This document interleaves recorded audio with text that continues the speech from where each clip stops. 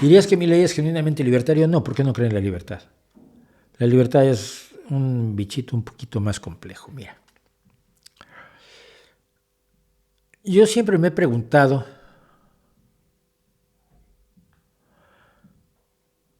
si la libertad se aprende o la trae uno de fábrica. A uno le enseñan primero que nada a ser obediente.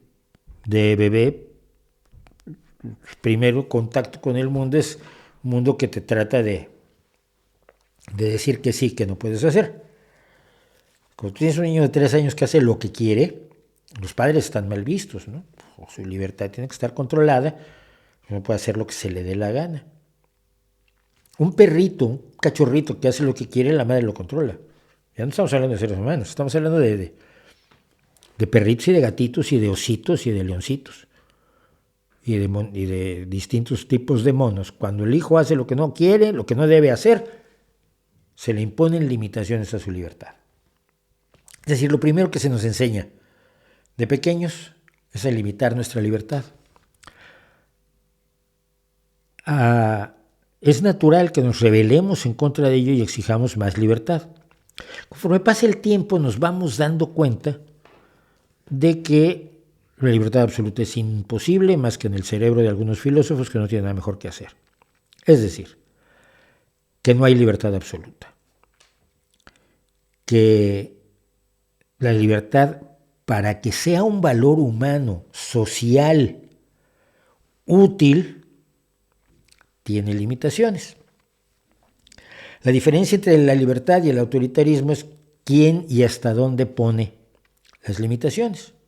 Si las limitaciones te las impone una ley de un legislativo democrático, que además puedes cambiar en un momento dado, al paso del tiempo las leyes cambian, decíamos que todo cambia siempre, y esas son las leyes que te limitan y están hechas por gente como tú, bueno, las elecciones normales donde tienes un legislativo más o menos diverso, pero que acuerda ciertas leyes, pues está limitada tu libertad, no eres totalmente libre.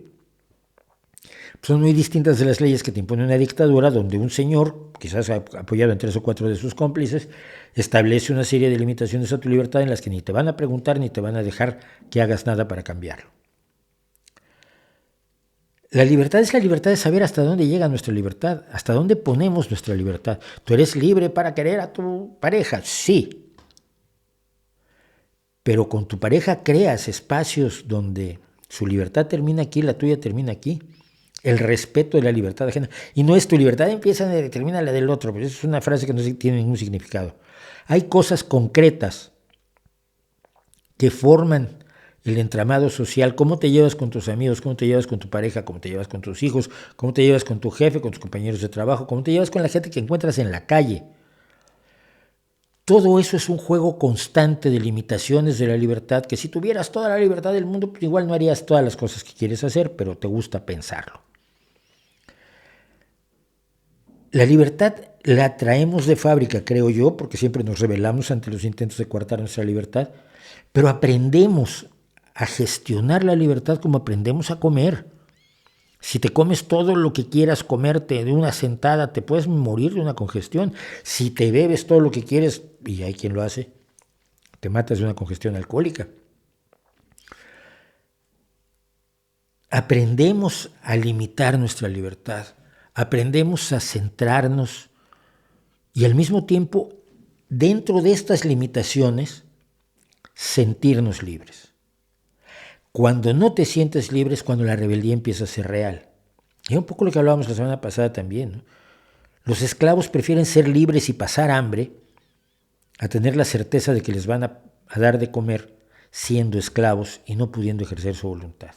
Y nadie que quiera la libertad la quiere absoluta, en esos absolutos filosóficos que, insisto, solo existen en la mente de algunos o en las propuestas de algunos, porque jamás la han podido definir con toda precisión.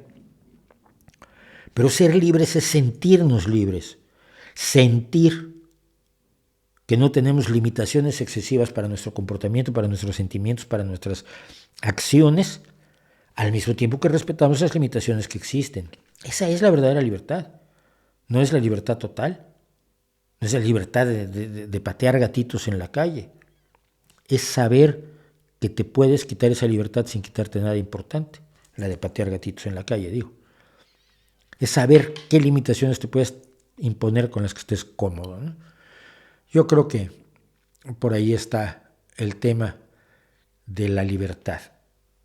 Y un libertario nunca puede jugar a coartar la libertad de otros simplemente por sus limitaciones económicas, que es a lo que juega Milei.